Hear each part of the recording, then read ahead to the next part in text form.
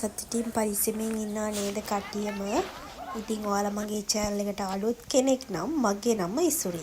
ඉතින් හැමෝම සාදරයෙන් ආදරයෙන් මගේ channel එකට පිළිගන්නවා. ඉතින් අද මම voice කරන වෙලාවේ මාර සුලිසුලන් තත්ත්වයක් ඇවිල්ලා තියෙන්නේ. voice එකේ හඬත් එක්ක ඔයාලට ගොඩාක් කුල ගැහෙයි. මොකද මට voice කරන්න time එකක් නැති හින්දා මම මේ දවල් වරුවේ තමයි voice කරගන්නේ. ඉතින් අද මම ඔයාලත් එක්ක share කරගන්න හදන්නේ අපේ ගමේ කිතුලිය කාන්තා සමිතිය විසින් සංවිධානය කරනු ලැබූ කංචුක පූජාවට.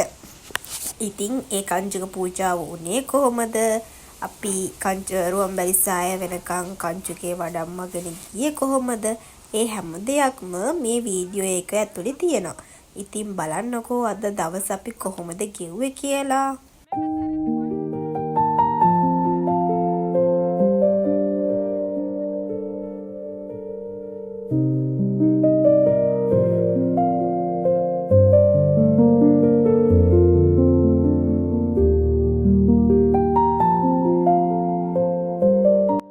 ඇත්තටම කංචුකයක් වඩම්මගෙන පයින් ගියපු පළවෙනි වතාව තමයි මේ.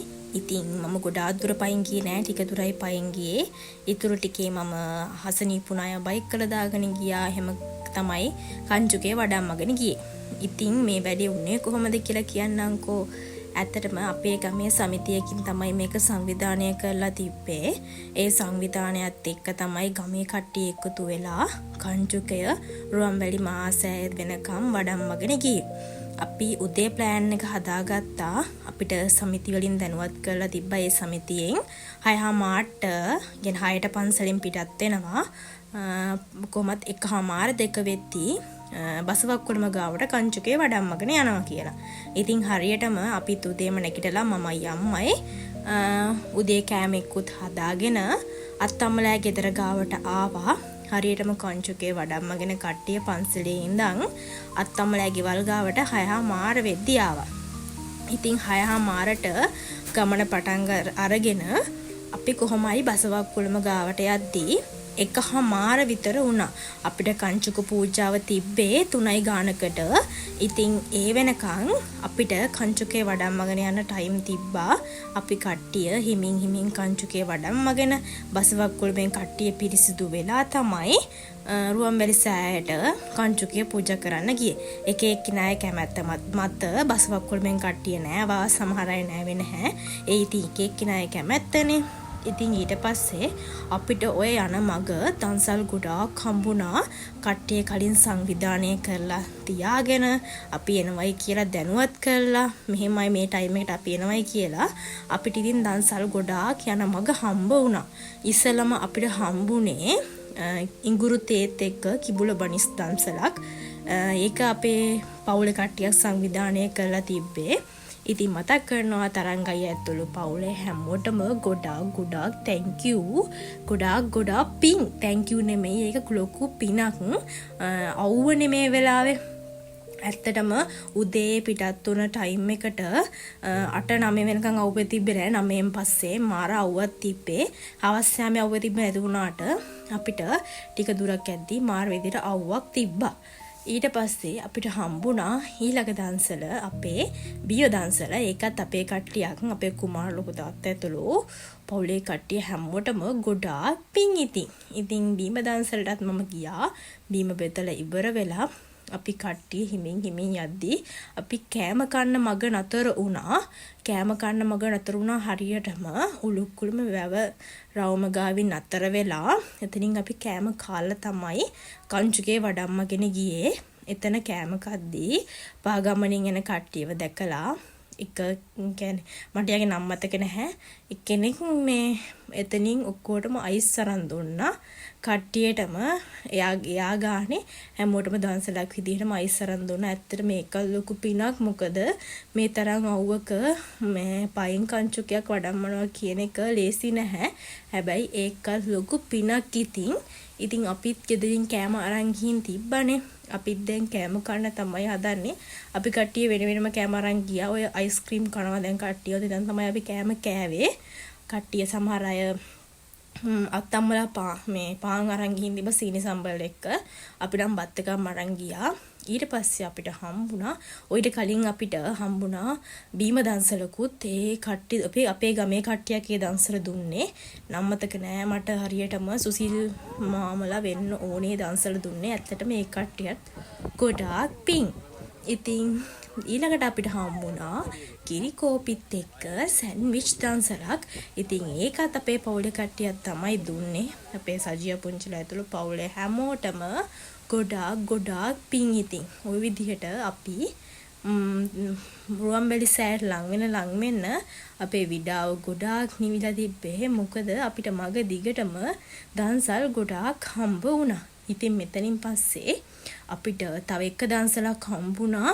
අපි කංචුකේ පූජා කරලා එද්දී අපිට කිරිබත් දන්සලක් හම්බුණා. ඊට පස්සේ මාළු බනිස් දන්සලක් හම්බුණා. අපේ ගමේම විරගොන් මාම ඇතුළු පවුලේ සෑවම එකතු වෙලා දුන්න දන්සලක්.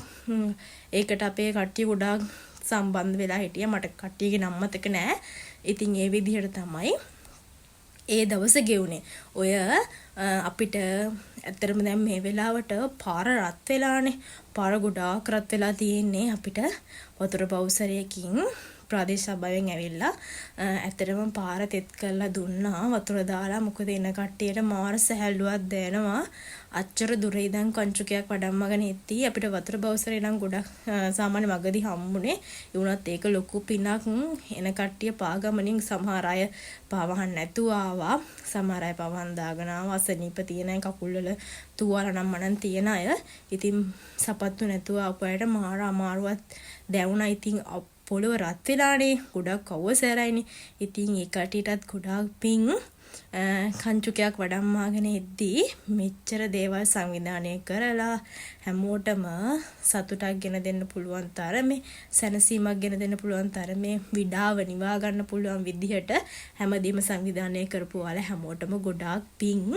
ඉතින් අපි ওই විදිහට තමයි කංචුකේ වඩම්මාගෙන ගියේ. ගමේ ගොඩාක් කට්ටිය එකතු වෙලා හිටියා. කංචුකේ ගොඩාක් දිගට එලාගෙන අපිට වඩම්මගෙන යන්න පුළුවන් වුණා. ඒ තරම් ලොකු සෙනගක් අපේ ගමෙන් එකතු වෙලා තිබ්බා. ඒ වගේම තමයි ආමතරව කියන්නේ ගම් වලින් වගේම පිට ගම් වලිනුත් ඇවිල්ලා අපිට කංචුකේ වඩම්මගෙන යන්න සහයෝගය දුන්නා කට්ටිය හැමෝම. ඉතින් ඒ විදිහට තමයි කංචුක පූජාව සිද්ධ වුණේ. අපි එතනට ගියාට පස්සේ ගොඩක් කට්ටිය එක දේවල් දැන් එතනට ගියාට පස්සේ අපි පිරිකර පූජා කරන්න ඕනේ. ඊට පස්සේ කියන්නේ කිතුලිය කාන්තා සමිතියෙම සංවිධානය කරලා තිබ්බා කංචුකේ වඩම්මාගෙන යන්න යාමට ඉදිරියෙන් අර චෛත්‍ය තියෙන්නේ. මට ඒක කියන්න තේරෙන්නේ නැහැ. අර මල් ගහපු චෛත්‍ය අපි එකක් හදමු කියලා. ඉතින් එතනට ගිහින් අපි ඒකත් හැදුවා. ඉතින් ඒ විදිහට තමයි ඒක සිද්ධ වුණේ. ඒකේ වීඩියෝ එකකුත් මම දාලා තියෙනවා.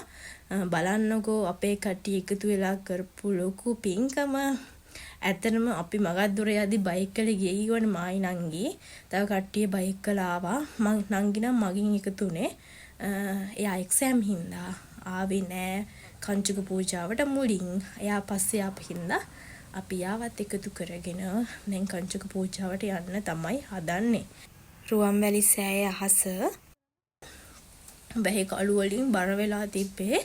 ඒ මාර සැනසීමක් ලැබුණා හවස් යාමේ. මොකද කියන්නේ අපි අච්චර දුර ගෙවාගෙන ආවත් හවස මාර විදිහට අහස කළු කරලා නිකන් අර අවසරක් දැනෙන්නේ නැති ගානට පරිසරය තිබ්බා. ඉතින් මමත් අර හදපු චෛත්‍යයට මලක් දැම්ම ලස්සනට චෛත්‍ය හැදුණා අපේ කට්ටියගෙම. අපි මලුත් අරන් ගියා. ඔක්කොම අපි චෛත්‍ය විතරයි රුවන්වැලි සෑයෙන් ගත්තේ. මලුත් අරන්ගෙන ගිහින් තමයි චෛත්‍ය ලස්සනට කට්ටිය එකතු වෙලා හැදුවේ. ඔන්න දැන් ඔක්කොම හරි. අපි හදන්නේ කංචුක පූජාවට රුවන්වැලි සෑයට යන්න. දැන් කට්ටිය ඔක්කොම බාරගත්ත පිළිවෙලට පොලිමේ අපි හදන්නේ දැන් කංචුක පූජාවට යන්න. බලන්නකෝ අද දවසේ ලස්සන පින් අතේ පින් මට මතකයි අපි කංචුක පූජාව පූජා කරාට පස්සේ අපිට රුවන්වැලි සෑය හමුදුරුව නමක් ඇවිල්ලා අපිට කංචුක පූජාවේ වටිනාකම ගැන කියලා දුන්නා. ඒ වගේම තමයි කංචුක පූජාවට කියන නම් මොන යදුනාද ඒවා ගොඩාක් යදුනා මට මතක එක නමක් තියෙනවා මම මේ වෙලාවේ එක කියන්නම් වටතිර පූජාව කියලා කියනවා කංචුක පූජාව කියලා කියනවා අපි දැන් ඔය කියනවනේ තව එක නමක් තියෙනවා මට මතක නැහැ ඒ නම කියන්නේ බෝධීන් වහන්සේට වටේ යොතන එකක් ඒක මට මතක නෑ නම මොකද්ද කියලා. ওই විදිහට අපිට ධර්මයක් දේශනා කරා ඒ වෙලාවේ කංචුක පූජාවේ ආනිසංස අපිට කියලා දුන්නා. ඉතින් ඒ හාමුදුරුවෝ නමට ගොඩාක් පින් කියලා නේද හාමුදුරුවෝ මට තේරෙන්නේ නෑ මට හාමුදුරුවන්ට ඒ වෙලාවට ස්තුති කරන්න අපිට ධර්මයේ දේශනා කළා අපිට අපේ පූජාවේ වටිනාකම කියලා දුන්නා. ඉතින් අපි කට්ටිය ඔක්කොම රුවන්වැලි සෑයට කංචුකේ දැන් බඩම්මගෙන ගිහින් අපේ ගමේ පිරිමි අය සුදු අතින් කියන්නේ සුදු අතින්ම සැරසුණු පිරිමි අය කට්ටියක් ගියා. ඒ කට්ටිය තමයි චෛත්‍ය උඩට නැගලා ඉවර වෙලා කංචුකය පැලැන්දුවේ. ඉතින් ඒකත් මෙහින් සංවිධානය කළ ගියපු හින්දා අපේ වැඩේ පිළිවෙලට ඉතින් වුණා. අපේ කට්ටියගේ අතින්ම කංචුකය දැන් රුවන්වැලි සෑයට පූජා කරන්න යන්නේ පළදනාවක් හැටියට. ඉතින් අද දවස හරි ලස්සනට ගෙවුණා. ඉතින් මේ පූජාවට සම්බන්ධ වුණු ඔයාලා හැමෝටම ගොඩාක් පිං. ඇත්තටම පූජාව බලලා හිතින් සතුටු වුණ හැමෝටමත් ගොඩාක් පිං. ඒ පින ඔයාලටත් තියෙනවා. ඉතින් හරි ශ්‍රද්ධාවෙන් වීඩියෝ එක බලලා අද කොහොමද දවස හොඳයිද කියලා කමෙන්ට් එකක් දාගෙන යන්න. ඔයාලට හිතුනොත් හිතට දැනුණ දෙයක් තියෙනවා නම් කමෙන්ට් එකක් දාගෙන යන්න. මතක ඇතුව මගේ channel එක subscribe කරලා තියාගන්න. අමතක කරන්න එපා. subscribe කරන්න, like කරන්න, comment කරන්න, share කරන්න. ඔයාලගේ ඔක්කොම comments මම කියවනවා. ඇත්තටම මගේ channel එක subscribersලා 4000ක් complete වෙන ළඟයි. ඉතින් මම කියනවා මගේ channel එක subscribe කරලා තියාගන්න කියලා අමතක කරන්නේ නැතුව ලස්සනට වීඩියෝ එකක් අරගෙන ආයෙත් ඉක්මනට එන්නම්. ඇත්තටම මේ vlog එක පරක්ුණා දාන්න. මොකද voice කරන්න time එකක් තිබ්බේ නැහැ. මේ voice කරන වෙලාවෙත් මම දවල් වරුවේ voice කරන්නේ. මට රෑ වරුවේ voice කරන්න time එකක් තිබ්බේ නැහැ. ඉතින් ඉක්මනටම ආයෙත් වෙනස් විදිහේ vlog එකක් අරන් එනවා. හැමෝම වීඩියෝ එක බලලා like කරන් comment කර යන්න. එහෙනම් අලුත් වීඩියෝ එකකින් ආයෙත් හම්බෙනකන් හැමෝටම හැමෝම පරිස්සමින් ඉන්න ඕනේ. සතුටින් ඉන්න ඕනේ. එහෙනම් මං ගිහින් එන්නම්. හැමෝම පරිස්සමින් ඉන්න. bye.